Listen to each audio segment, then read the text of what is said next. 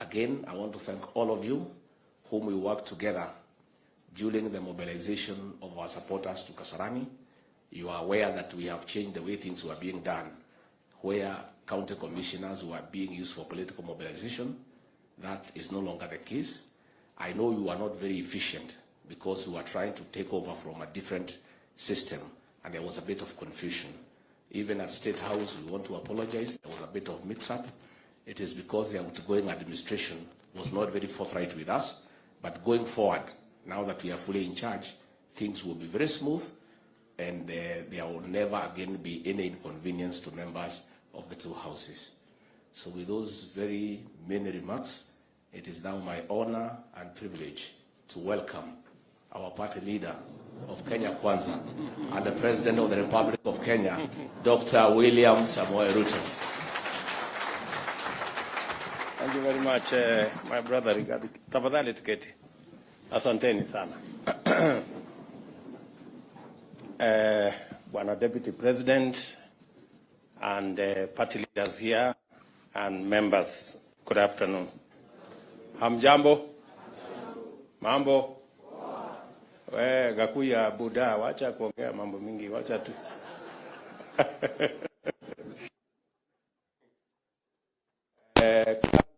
Mimi nataka nichukue nafasi hii niwashukuru sana kwa kuchukua muda wenu so that you can come to this retreat. Wakati tuliongea katika PG yetu ya kwanza, tulikubaliana ya kwamba tutachukua muda tuwe na retreat ndio tukubaliane mpango wa kazi na pia tuelewane vile tunaenda mbele pamoja. And therefore, I want to thank all the members who have taken time so that we can attend there to give us an opportunity to work for them. And by God's grace, we have been given that opportunity in various capacities. We have members of parliament, we have members of the Senate, we have MCAs who are not here, we have governors who are not here, we have members of the executive, my good deputy here and myself, and those we will appoint into cabinet.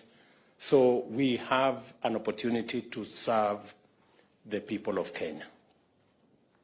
And for us to be efficient and effective in the service of the people of Kenya, we not only need to have a plan, but we need to agree on the execution of that plan.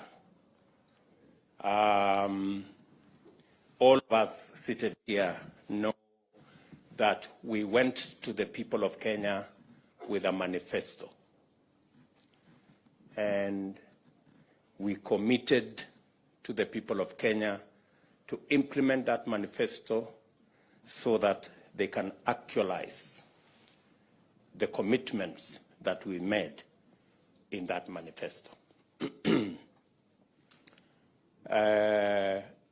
It is necessary because this is the top leadership of our legislature in both houses. And I am old enough to know that to be effective and succeed, any administration must get its act together in Parliament. We are unlikely to get it right anywhere else. So that's why continuous engagement with our legislature is not going to be the exception. It's going to be the norm. So when I made a commitment that we will have regular PGs, I meant it, and we will have regular PGs. It is the only way all our members can read from the same script, sing from the same hymn book, sing the same song, and be able to actualize our plan. And therefore, materialize the commitments we made to the people of Kenya. That's why we will be here today and tomorrow. My good deputy has apologized. We came a bit late.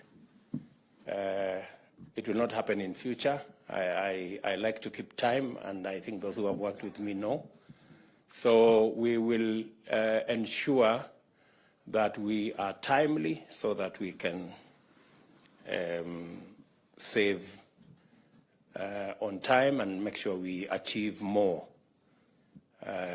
by using the best use of time. So mimi nawakaribisha nyinyi nyote kwa hii mkutano. Karibuni sana. Na this is a meeting of equals. So there is no greater or lesser person here. There is no senior or junior person here. We are all elected by the people of Kenya. We have a mandate from the people of Kenya, and we should talk freely. Let us be patient with one another. There are those people who talk fast. There are those who talk slowly. Let us accommodate each other. That is the essence of a team. A team is organized. Otherwise, we will not get the synergy that is necessary for us to implement our plan. Before I say one or two things, let me just ask the people who are MCAs before they became members of parliament, the bottom-up people. I know they are the people who are MCAs and they graduated and became members of parliament. Ebu simameni. Wow, look at that. Look at that. Wapigie makofi. Pongezi sana. You can see bottom-up works. Asanteni sana waheshimiwa. The people who are being elected for the first time as members of parliament, first timers, wale watu wa the monos as we would call them.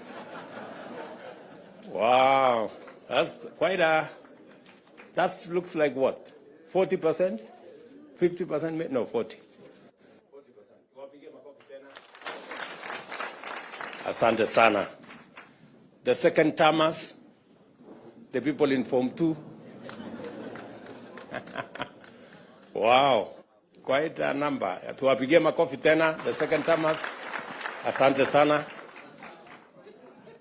Edeni chini. Kawanjiko, wewe uko Form 2 kweli?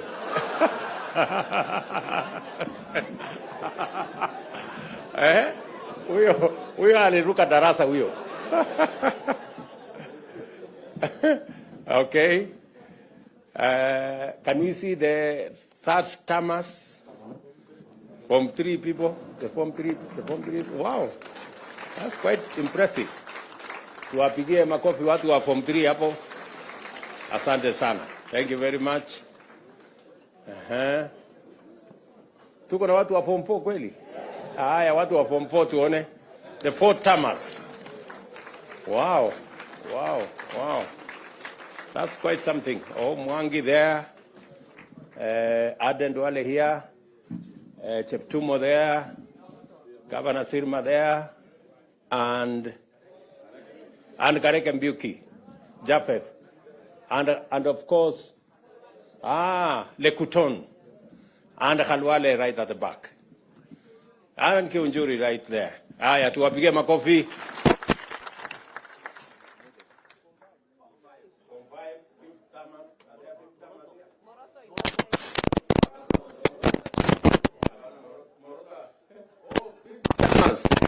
Wow, we have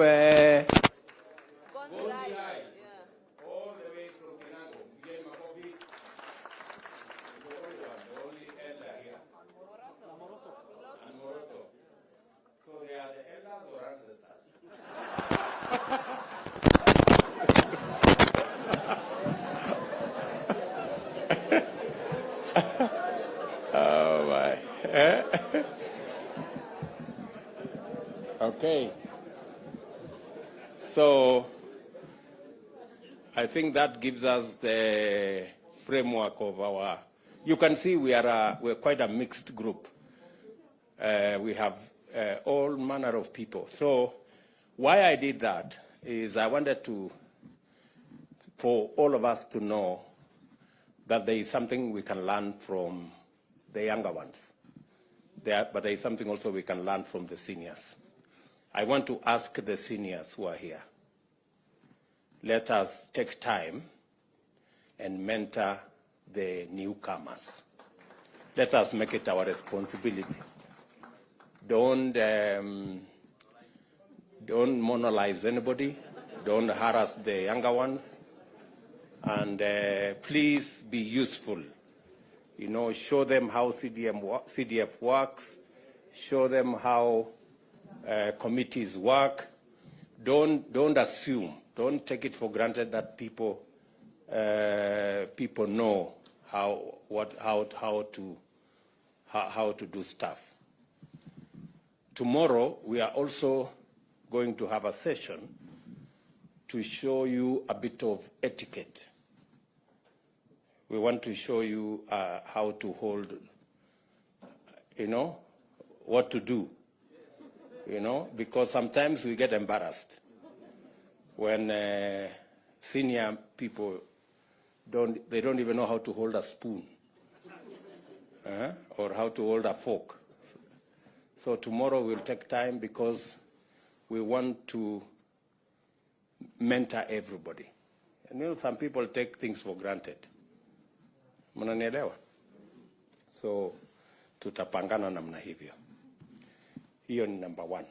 Number two, it is very important for us to have a meeting so that so that we can agree on the plan we have. This PG is for us to interrogate our party manifesto, the Kenya Kwanza manifesto, because that is the basis upon which we were elected.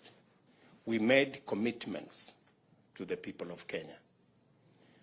We have started to discharge some of those commitments. I had made a commitment that we will appoint the 6 judges. We have appointed the 6 judges. We made a commitment that we will provide financial independence for the police. I already issued instructions, and yesterday that was implemented by Treasury. Now, henceforth, the police will have an independent budget. They will not be begging for money from other offices. We will allocate them the resources as is being done by Parliament, and we will begin to make demands of them on matter security, because in the past they used to give excuses of depending on finances from other offices. Now they have their own independent financing. We expect improved security in the country. We expect expeditious matters to do with public wastage in public resources should be dealt with firmly, decisively, and in a timely manner. We expect that the fight against corruption will be scaled up. We expect that our insecure areas, cattle rustling, conflict amongst communities, will be dealt with firmly and decisively. And I have already informed the police that that is why we gave them their money.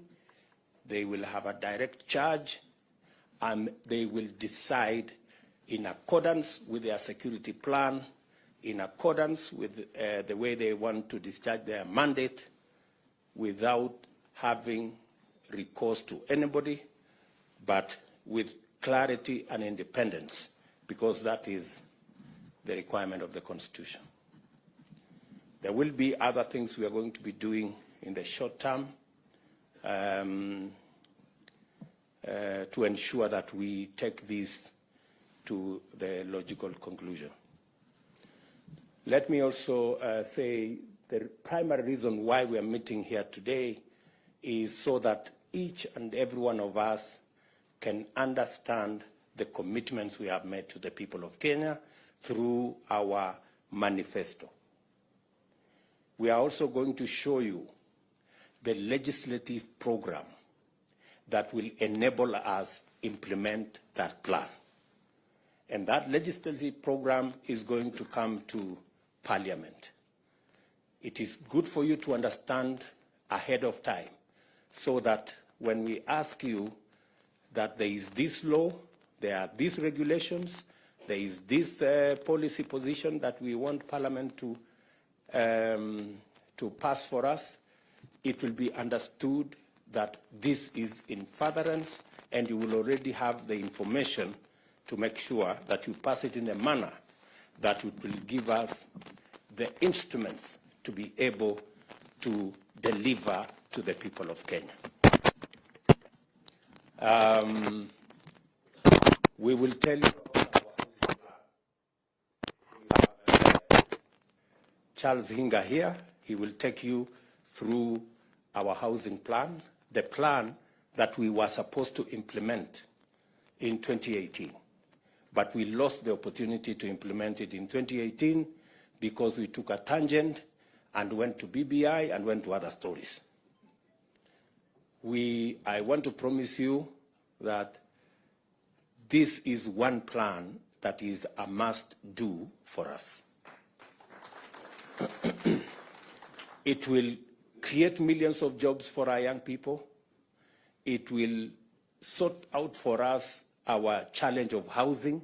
Many people are living in deplorable conditions in slums and other informal settlements. They are paying 3,000 to 5,000 shillings, sometimes 6,000 shillings, in houses that have no toilet, that have no water, that have no electricity. We can give those people a decent house where they will pay the same 5,000 in terms of mortgage and be able to own the house further down the road.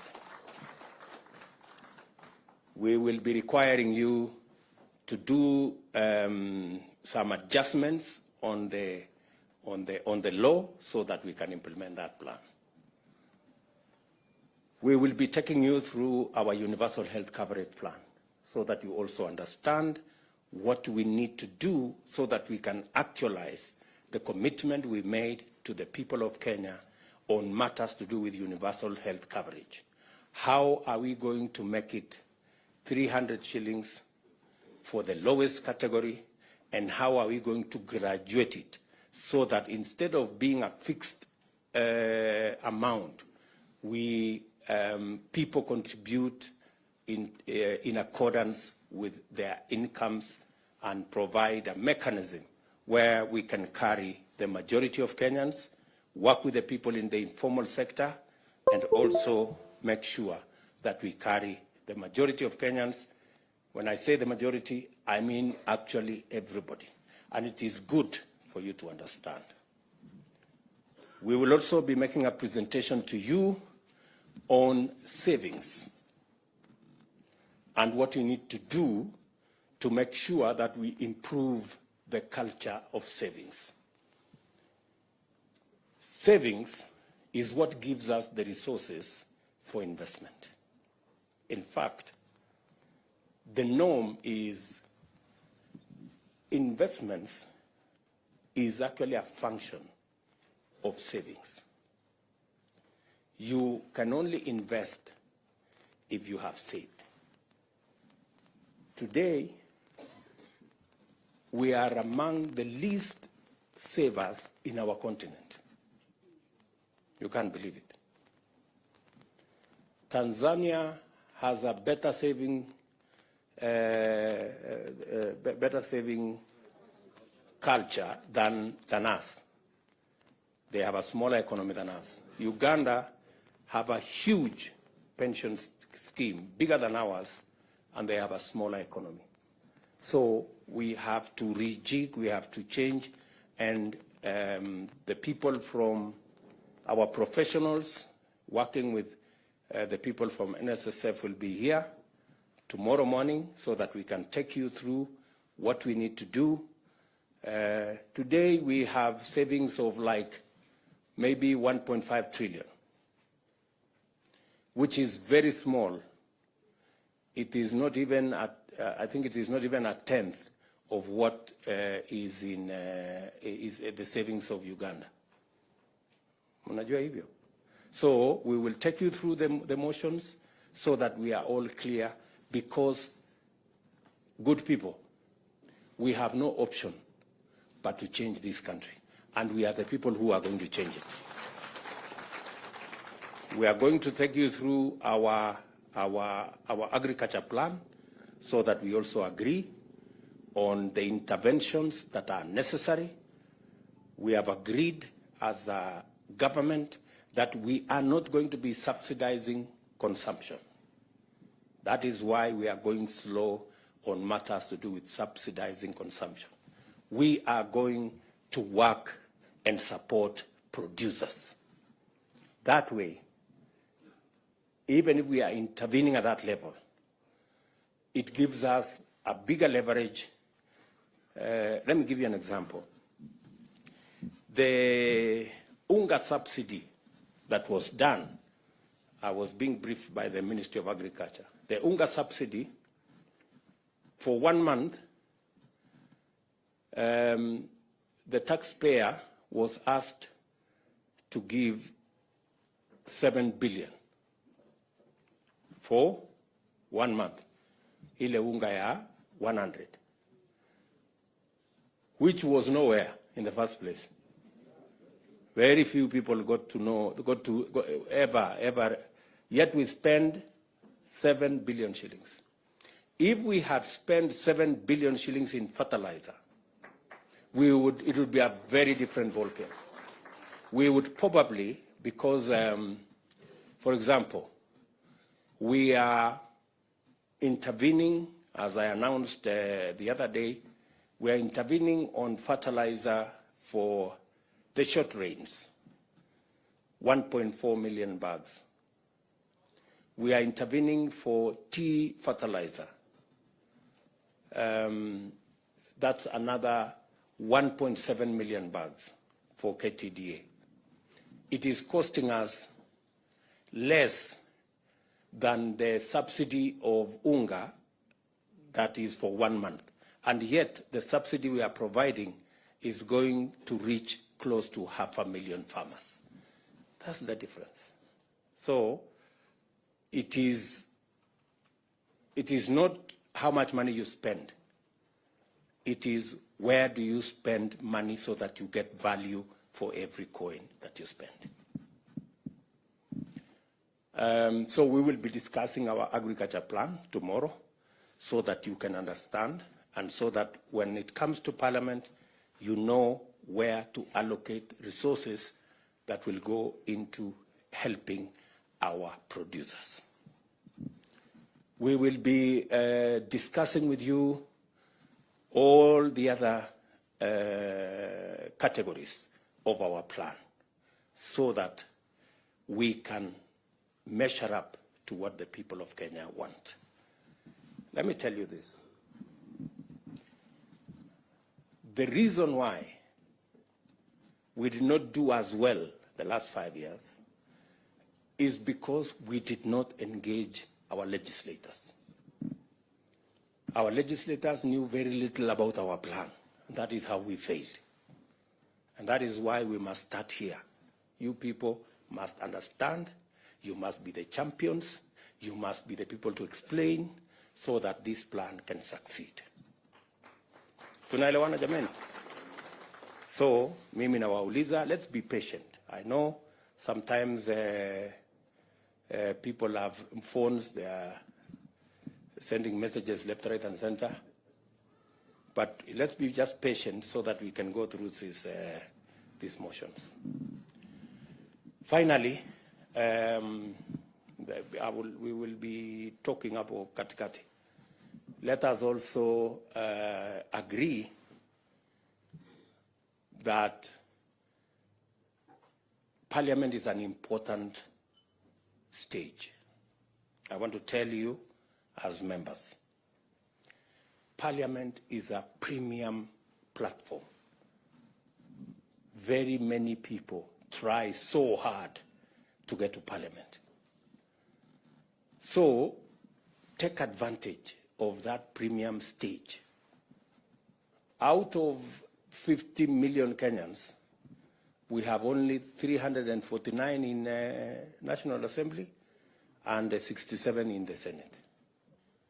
Consider yourself privileged to access the stage in Parliament and make use of it. It can make your career, it can unmake your career, the way you use the floor of the House. There is the temptation when you come to Parliament to chase this, chase that, chase the other, until it is reported that you are a no-show in Parliament. Unajua kuna watu wanaandikwa ati hawajawahi kuzungumza kwa bunge. Please, nataka niwaombe. You know? Why do you look for a premium stage and then you abscond? You do nothing with it. Kwa sababu Parliament sio mahali ya kuuza viazi ama kufanya. Parliament ni mahali ya kuongea mambo ya wananchi. To articulate issues that are important to your constituents, issues that are important to your party, issues that will shape the future and destiny of our country. And that is the stage you have. It's a premium stage. It's not a stage that anybody can walk in and have. So while you have the privilege to be a member of Parliament, please make use of that stage. Sometimes it is it's quite intimidating, especially for the new members. Kidogo ukisimama hapo unatetemeka kidogo, Kiswahili Kiingereza inachanganyika, but if you do it consistently, utashika network na mambo itaenda mzuri. Yeah, and many of our constituents are waiting to see. They're waiting to see you. Mbunge wetu wamesema nini kule bunge leo. I have also taken the position with my good deputy here that for purposes of proper accountability of government, we are going to work on the standing orders so that our CSS can come to Parliament and you can ask them questions directly about your constituents, so that we can improve the accountability of our government, the accountability of our ministers, because in any case, the ministers don't have any constituency to attend to. So their constituency is, are we together? So make use of that platform. I am happy to note that our competitors have said they will provide oversight of our government. And we welcome our competitors' assertion that they will take seriously their oversight role over our government. We believe that the efficiency of any government is also dependent on how much we are kept on our toes. So I want to tell our good friends on the other side of the political divide, welcome to your oversight role. We are ready to be accountable as a government, because that will make the people of Kenya get value for every commitment we make, every shilling we spend, and every plan we roll out. So we are going to work together in that manner, and we want to take this into the future. Shortly, we will be going to Parliament, and tomorrow we will have a conversation about House leadership, both in the National Assembly and in the Senate. Let me congratulate all of you. When we had the PG, we agreed that each and every one of you should be in Parliament, and you showed a great patriotism in Parliament.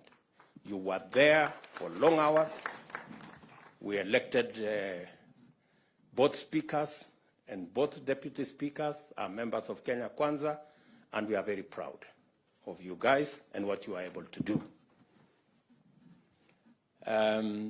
We are going to have the leadership of the House discussion tomorrow, and collectively we are going to make a decision on who will be the leader of majority in National Assembly, in Senate, their deputies, the chief whips, their deputies, and all the other people in there. Our competitors on the other side will provide the oversight role. I have heard them try to say they have some numbers. I mean, surely, if you cannot even raise a candidate for the Speaker of Senate, what numbers do you really have? Let's just be honest with ourselves. You know, there is no need to bring a contest where there is none. We have accepted that we are not going to appoint any member of the opposition into government because we want a vibrant opposition. We want an opposition that will keep government in check because we have nothing to hide and we want to run an accountable government. So we appreciate their role.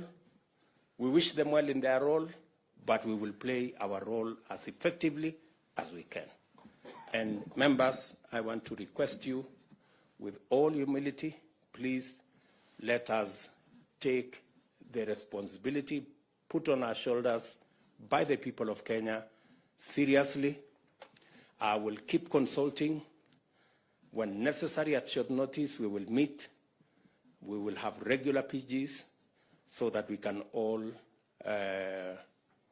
read from the same script and do the job for which the people of Kenya elected us. Asanteni sana. I do not wish to say more than that. I am here until close of business tomorrow, so tuko pamoja. Baadaye tutaenda kuota moto pale nje, tupige story baadaye na tupangane namna hiyo, si ndio?